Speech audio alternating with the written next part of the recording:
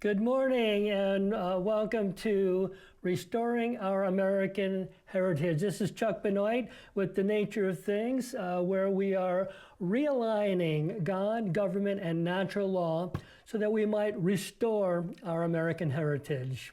So in my opening monologue today, I would like to separate the messages our founding fathers separated as they separated God from government.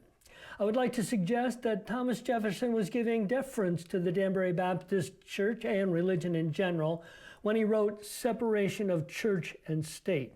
I believe the essence historically would have been better rendered separation of state and church. And the reason being that the state is who had total control of religion, the church, and it was the state who was being separated from the church. They were setting up a government, a state, not a religious institution. And it was that state that was going to separate from the church. So I prefer to use the phrase separation of state and church. The message of the Christian faith is extremely simple, and I'll modestly address that. As noted previously, every colony was established under a particular Christian denomination. We were, in fact, established as a Christian nation. You have to rewrite history to disavow that. The Bible says that pure religion and undefiled before God and the Father is to visit the fatherless and the widows in their affliction. That's in the book of James. Each particular denomination had a different bent on how to do that. And quite frankly, many denominations lost the true message of salvation by grace through faith in Jesus Christ along the way. So in some future broadcast, I'll show that this message is the backbone of the entire Bible, as simple as it is. But for now, the message of the gospel has nothing to do with religious activity. Religion is simply what you believe you ought to do while here in this life on this earth. The message of the entire Bible, on the other hand, is held together by this one concept. Do you believe what God is saying to you today? So with all these denominations having different ideas of religion or religious activity, that activity had to be agreeable to all sects. And our founding fathers understood that the message of appropriate lifestyle had already been codified in natural law, and William Blackstone had expounded on natural law in his commentaries on the laws of England. The function of government was to secure rights that were given us by God, not by government. And as the Declaration of Independence states, to secure these rights, governments are instituted among men. When you step back and look at our inalienable rights, it's essential to see natural law has the wisdom of the 1,000 years of both secular and Christian foundational principles, those principles being needed to secure these rights. Society had to be governed by laws that prevented anyone from violating anyone else's rights. That's behavioral. What you do to let others be free is what brings freedom to yourself. So when Harvard Law School introduced our justice system to case law, taught from 1870 until now, it violated natural law. And that has allowed judges to decide that people of different moral preferences had special rights. It didn't matter that those special rights violated natural law, violated other people's inalienable rights. This was the beginning of the reunion of state and church. Natural law had been proven to be the foundation of individual rights that were available to everyone. Now we have special rights that negate individual rights. Our government was not established so much under Christian principles as it was under natural law, expounded by William Blackstone and articulated in his principles in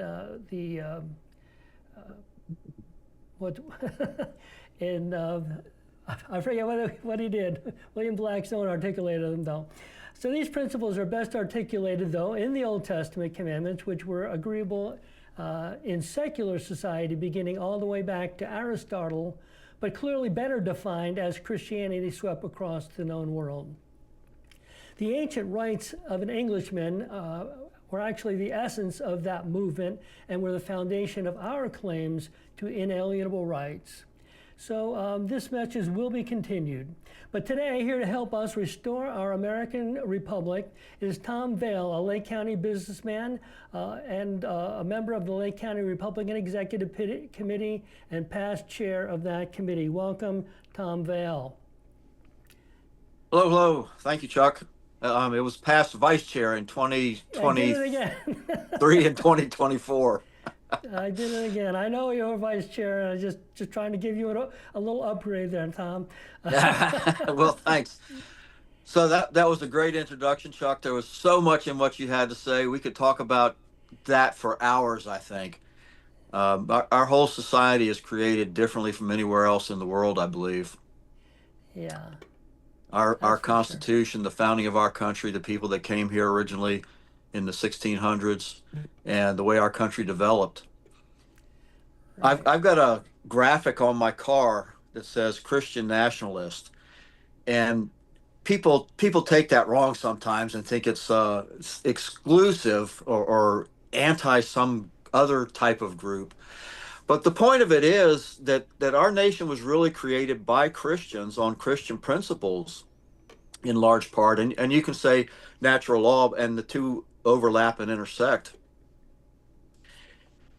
But really, to me, the Spanish were here earlier. The Jamestown colony was 1603, 5, something like that. But when the Pilgrims came here in 1620, I think that was really the foundation of the way our country started. If you go back to the Magna Carta, what was that, like 1,200, 800 years ago? It was the people telling the leader of the government that we want to have some say in how our system works, how our society works.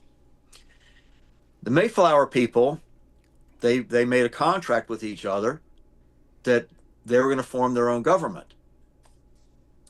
And when we separated from England, we formed our own government based on principles that no other country had ever used before. Throughout most of history, it's all kings and generals and authoritarian control of both the population, civil society, of the religion, the way people believed and worshiped, whether they're worshiping multiple gods or this god or that god or a sect, we're worshiping this god this way. But it was also commercial control. And that was a big part of what happened with our revolution, is commercial control over the colonies, the colonists. These people thought they were equal citizens with the people in England, but they were treated as second-class citizens. And that's part of the reason they wanted to separate. So we could talk about that, I know, for hours, yeah. Chuck. That's for sure. That's for sure. Well, we're here right now, and I've propagated the idea that we've actually lost our republic, and that's the whole idea of restoring our American Republic. And, I'm a next step guy. It's like, here we are.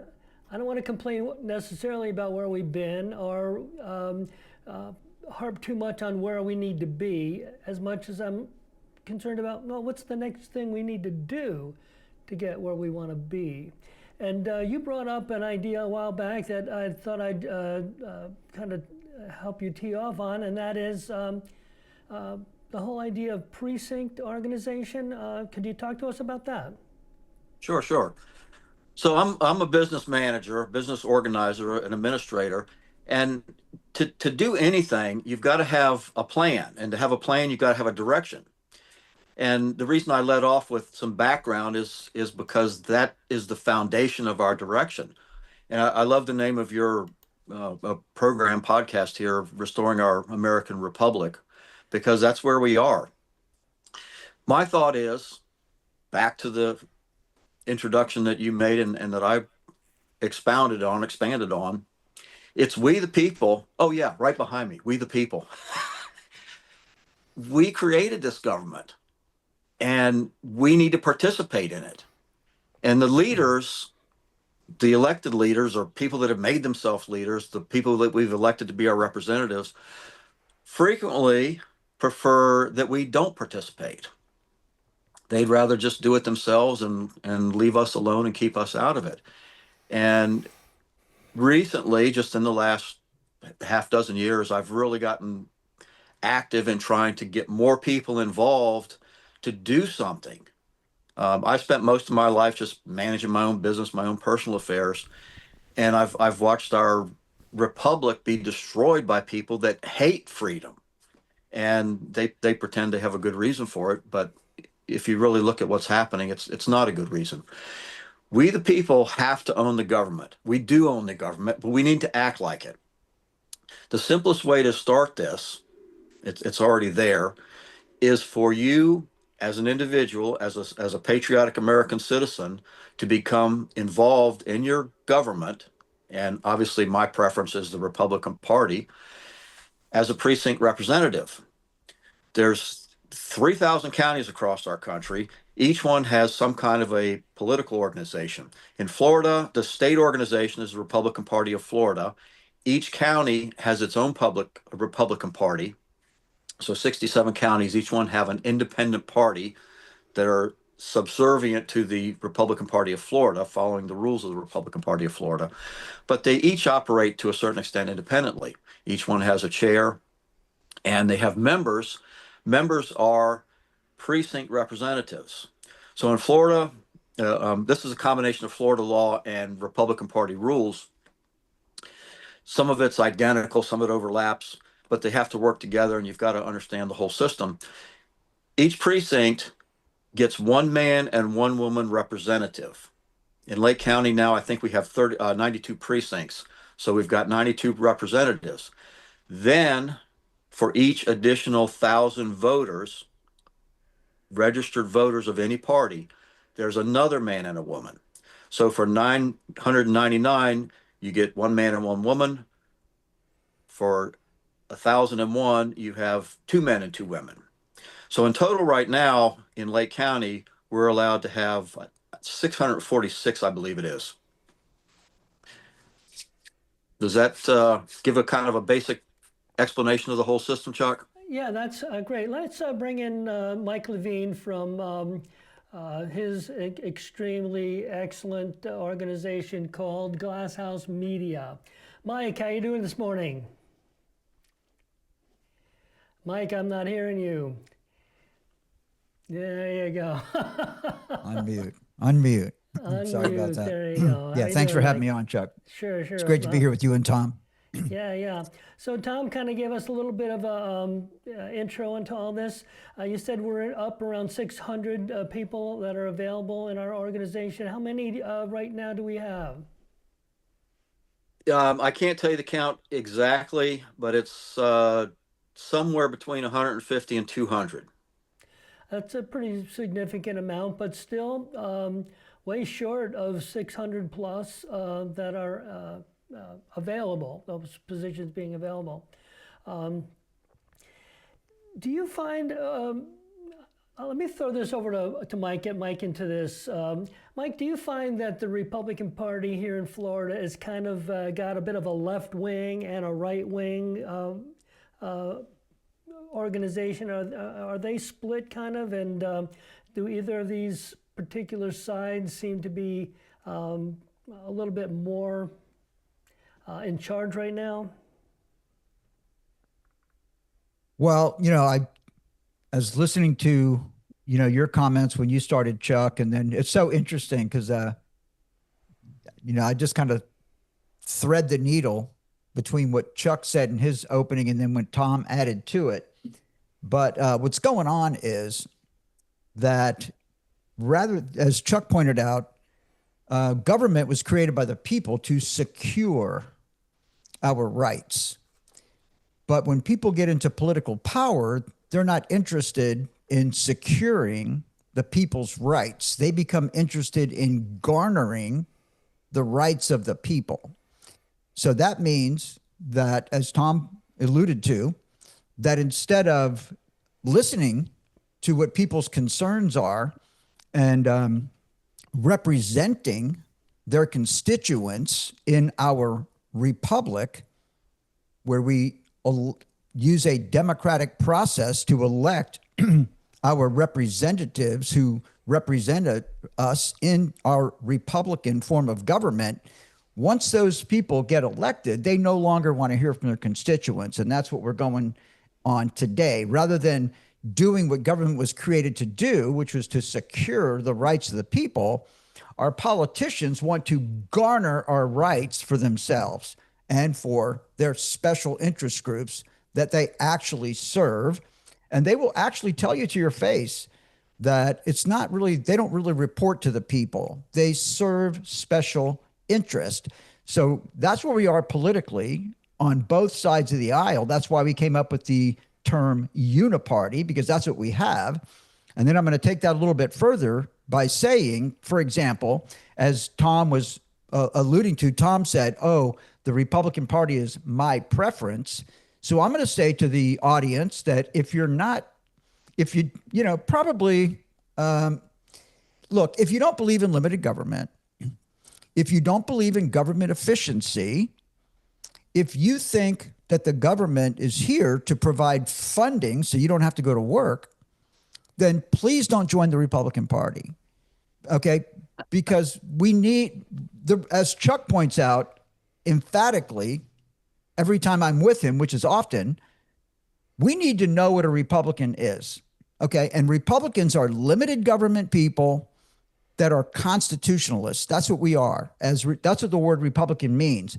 But our elected officials don't want to attach themselves to that value proposition. And that's the problem we have. So I'm just going to take this a step further and say that some of the things that we have going on in our Republican executive committees is that the Republican Party of Florida and the Republican National Committee doesn't want to hear from us. They don't want to hear what our concerns are. They don't want to hear what our positions are on political issues, which affects all of our lives. I mean, right now, across the state of Florida and in Lake County in particular, land use is a really big deal. And when the government puts a high-density multifamily apartment complex that is rented to government-subsidized tenants, that dramatically affects our lifestyle.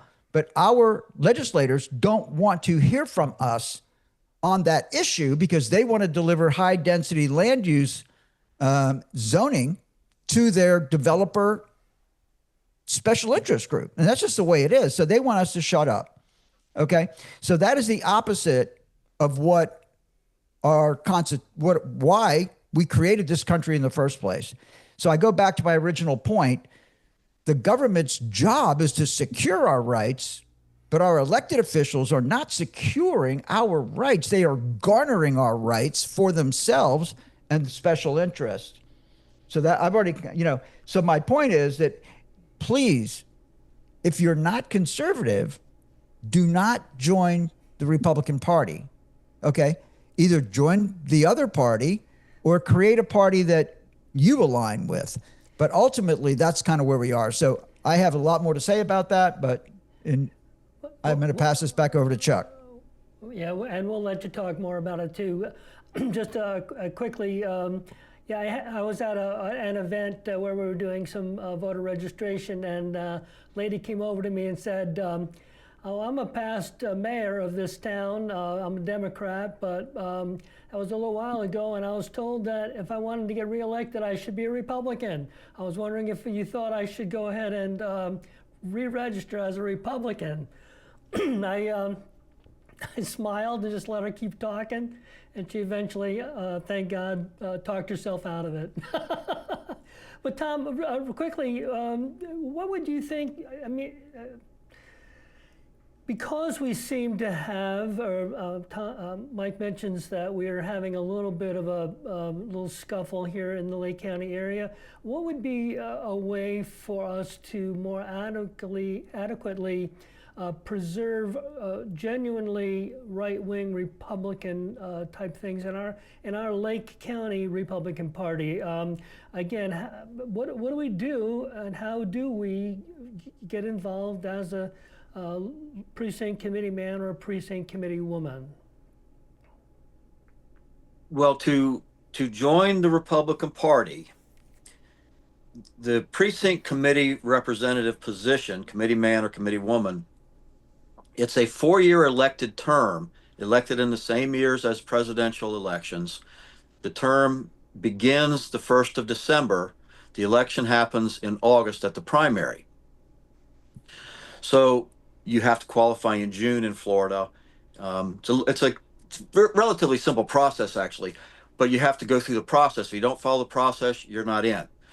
So if you miss the qualification period and the election period, then you can join through an appointment process, which means filling out the same paperwork, meeting the same qualifications, but instead of going through the election process, you go through an appointment process where the existing members vote you in as a new member to fill out an unexpired term.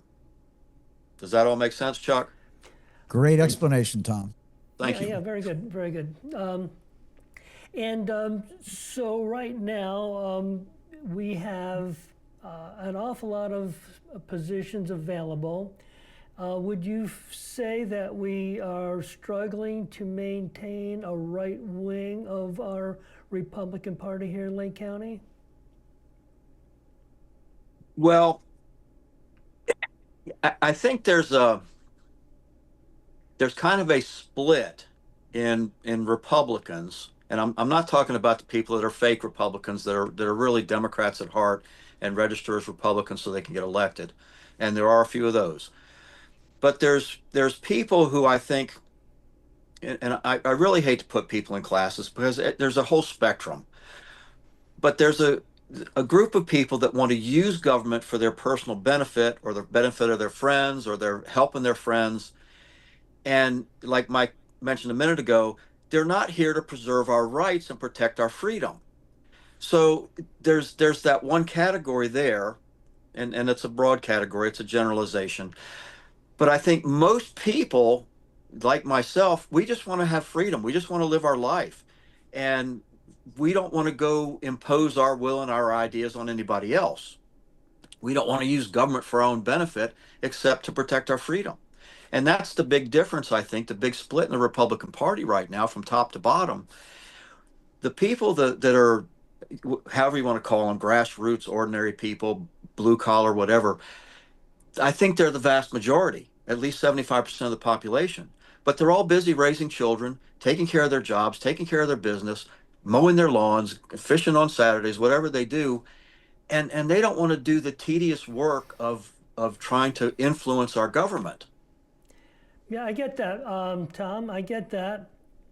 In the as you're articulating the idea that there are people in the Republican Party that want to use the government for their own special interests, I don't know. That sounds like a more of a Democrat philosophy on government. And I know we're all tired of the words rhino, but my strong feeling is we need to begin to separate our party, seeing as how the left, the Democrats, have utterly self-destructed. We now need to move into the Republican Party and start defining a left wing and a right wing of our party. And those who feel that government is there to fatten their wallets, I would kind of put on the left side of our party, on the left wing. And I was just wondering if either you or Mike would have anything to say about that. Tom, go ahead if you're interested. Well, I'm not opposed to that point of view, Chuck. I think it's a combination of things, commercial interest, personal interests. You know, people get involved in politics and government, prestige, power, control, personal interest. There's just too much of that, and most people just want to live their lives. And I'm guilty myself. I've trusted the people that got into government, both elected and employee positions, staff positions, the bureaucracy. I've always trusted them to take care of us. And it's turned out that they're not. Yeah. And we need If you more don't mind, people. I'll jump in here if you don't Yeah, mind, Mike. Chuck. Is that okay? Yeah. So I'm totally agreeing with Tom. So long story short, you just have to ask yourself, why do people take government jobs? Right? They take them for the security. They know that they're going to get a regular paycheck, that they're going to have all the benefits of a great benefits package, right? Holidays off, easy work hours, plenty of staff, no pressure to actually produce, nobody gets fired. There is no way to underperform on the job, none of that. And, okay, there are some people that are passionate about community service, and that's fine. But the vast majority of people work for the government because they like the security of that. Okay. So that means that when we start talking budgets, then nobody's interested in reducing the size of the budget because ultimately that's what provides the security that they signed up for. So that would be, one point I'd like to make. The other point that Tom also addressed is that we trust them to take care of us. And the fact is that we should be able to trust them to take care of us. The reason that we have a government is to secure our rights. But our political system has gotten out of hand. So instead of securing our rights, our elected officials garner our rights from us for their own benefit and for the benefit of those special interests, of which government is a special interest. And that's the divide.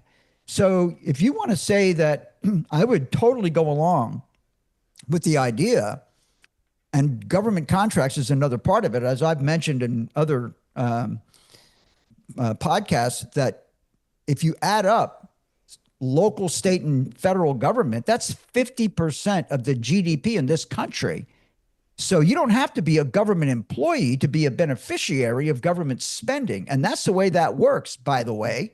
I mean, we have people in our REC who sell a lot of product to government.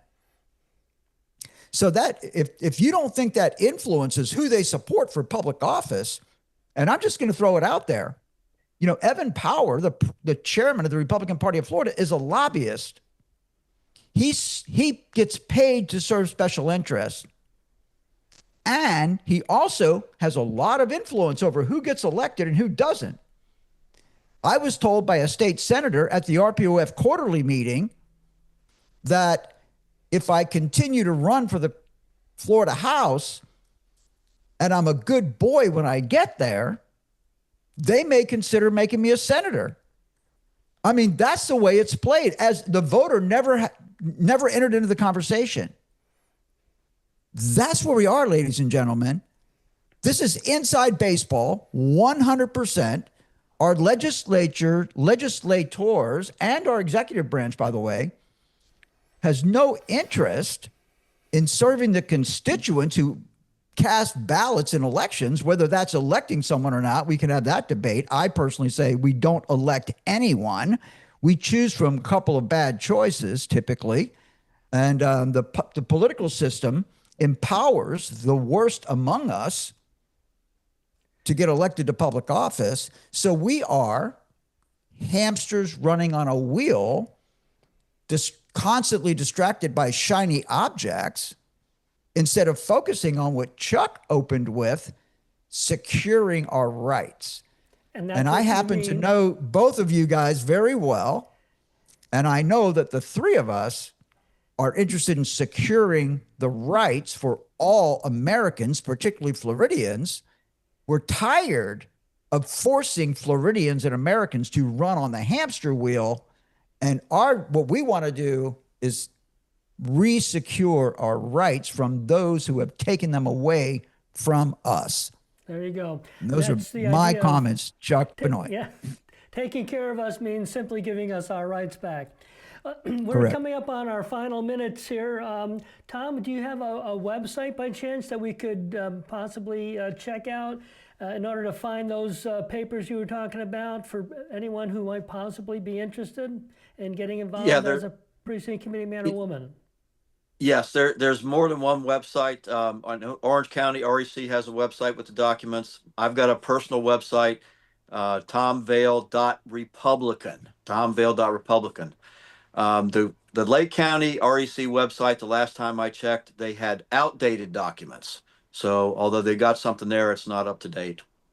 There you go. So tomvail.republican if you want the updated materials.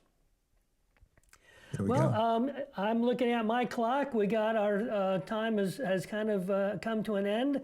Does anyone have one final remark, or we'll just kind of say thank you and we'll see you next Tuesday?